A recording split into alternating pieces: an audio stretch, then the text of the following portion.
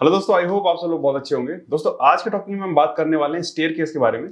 दोस्तों stair case की BVS निकालने में बहुत लोगों को दिक्कत होती है और बहुत सारे लोगों का कमेंट भी आ रहा था कि अगर हम स्टेयर केस का बीवीएस निकालना चाहें तो वो एक्यूरेट नहीं निकलता है। उसका एंगल किस तरीके से देखा जाए, उसके जो स्टेप बार होते हैं उसको निकालने में बहुत ज्यादा दिक्कत आती है, क्योंकि बहुत सारे जगह पर हमने क्या देखने के लिए मिला है, जो हमारी वेस्ट लैब होती है उसमें तो हमारा पूरा सरिया लगता ही है, बट अगर कहीं पर कॉन्क्रीट के स्टेप्स बनाने हो तो उसमें आपके बार्स भी लगाए जाते हैं। तो जो हम स्टेप बनाते हैं उसमें जितने भी हमारे स्टेप बार्स होते हैं उनका बीवीएस किस तरीके से निकाला जाए और वो भी एक्यूरेसी के साथ। तो चलिए दोस्तों समझते हैं आज की वीडियो में। मैं राहुल कोहली आपका स्वागत करता हूँ रीइंफोर्स्ड डिजिटल प्लेटफॉर्म पर। चलिए दोस्तों वीडियो को स्टार्ट करते हैं।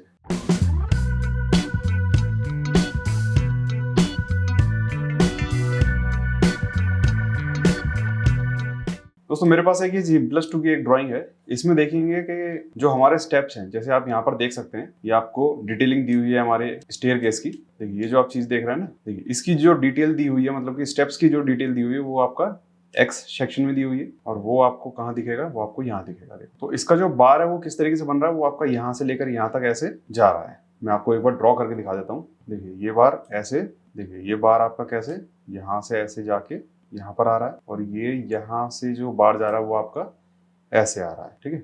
और ये वाला जो हुक है, ये वाला हुक आपका यहाँ पर आ जाएगा और ये वाला हुक ऐसे आ जाएगा। और जो दूसरी स्टेप है वो भी सेम इसके इसी तरीके से जाएगी। ये आ गया यहाँ पे और ये वाला बार आ गया यहाँ पे, और फिर इसका स्टेप भी सेम इसी तरीके से बन जाएगा। इस तरीके से इसका शेप भी बन जाएगा।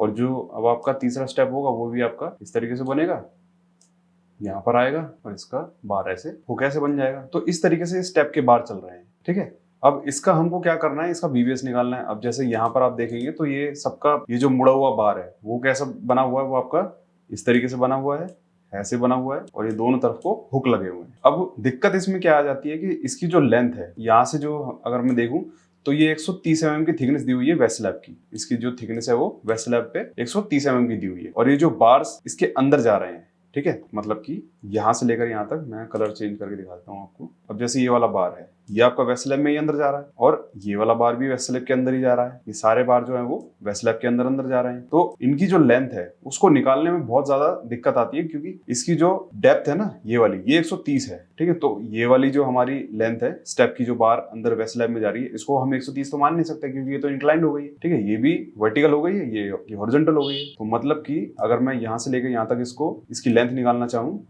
तो मैं नहीं निकाल सकता। अब मैं क्यों नहीं निकाल सकता, क्योंकि इसकी लेंथ मुझे नहीं पता है और मुझे इसका एंगल भी नहीं पता है। अगर मान लीजिए एंगल भी पता होता तो मैं आपका साइन थीटा लगा के, कॉस थीटा लगा के किसी ना किसी तरीके से ये वाली जो लेंथ है उसको मैं निकाल सकता था। तो अब इसमें आपको एंगल भी नहीं दे रखा है, सिर्फ आपको ये शो किया हुआ है कि यहाँ से लेकर यहाँ तक आपकी स्टेप बार लगी हुई है। तो अब इसको किस तरीके से शो करें, तो अब इसका बीवीएस किस तरीके से निकाला जाए, तो हमको चलना पड़ेगा ऑटोकैड में।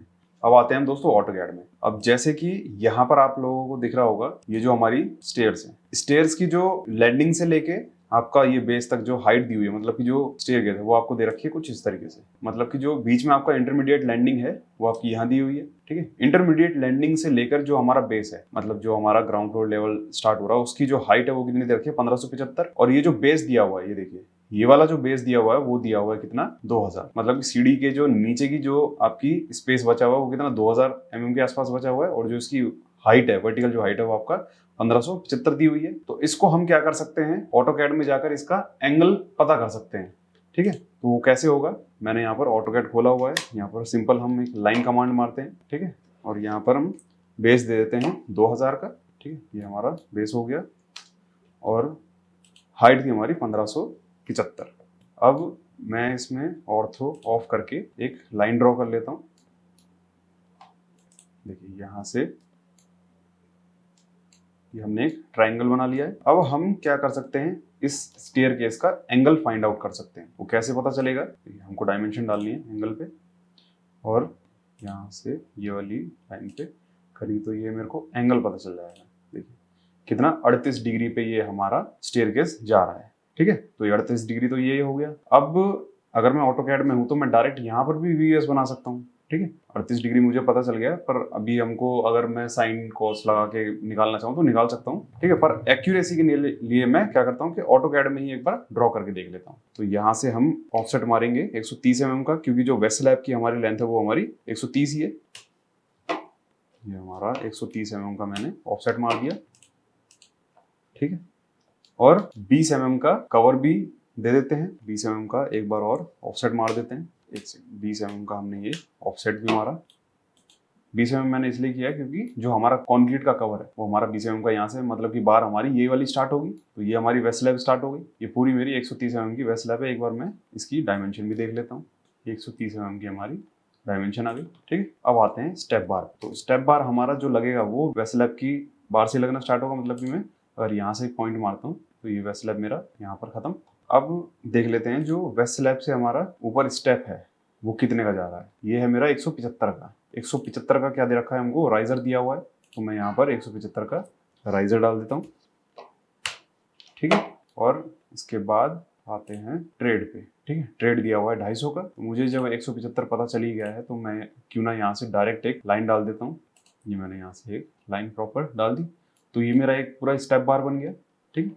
और जो हुक दिए हुए हैं वो मैं टेंडी ले सकता हूँ, ठीक है। अब मैं इसकी डायमेंशन एक बार नोट करके देखता हूँ। तो यहाँ पर जो डायमेंशन आ रही है वो आ रही है 315 mm, ठीक है, और 400 mm, ठीक है। तो ये मेरा कितना बार गया अंदर, 315 mm मेरा वर्टिकल चला गया और हॉरिजॉन्टल चला गया 400 mm के आसपास। तो ये हमारा यहाँ पर दोनों की लेंथ हो गई। तो जो आपको स्टेप बार बनाना है वो कितने mm का है, आपका यहाँ से टेंडी यहाँ पर आ जाएगा आपका हुक, और जो आपका वर्टिकल हाइट है वो आपकी 315, और जो हॉरिजॉन्टल जो आपका पैर रखा जाएगा जिस स्टेप पे, उसकी बार आपको लेंथ काटनी है 400 mm की, ठीक है। 315 प्लस 400 और टेंडी आपके हुक हो जाएंगे। तो इस तरीके से आप स्टेप बार निकाल सकते हैं। इससे दोस्तों हमें दो चीजें पता चल गई, एक आपका स्टेप बार का प्रॉपर तरीके से डायमेंशन पता चल गया, और आपको जो स्टेयरकेस का एंगल है वो भी पता चल गया कितनी डिग्री पे, 38 डिग्री पे ये आपका स्टेयरकेस का एंगल यहाँ दिया हुआ है। तो इसी तरीके से अगर आप लोगों को कोई भी दिक्कत आती है स्टेयरकेस का बीवेस बनाने में, तो आप ऑटोकैड से इसकी हेल्प ले सकते हैं।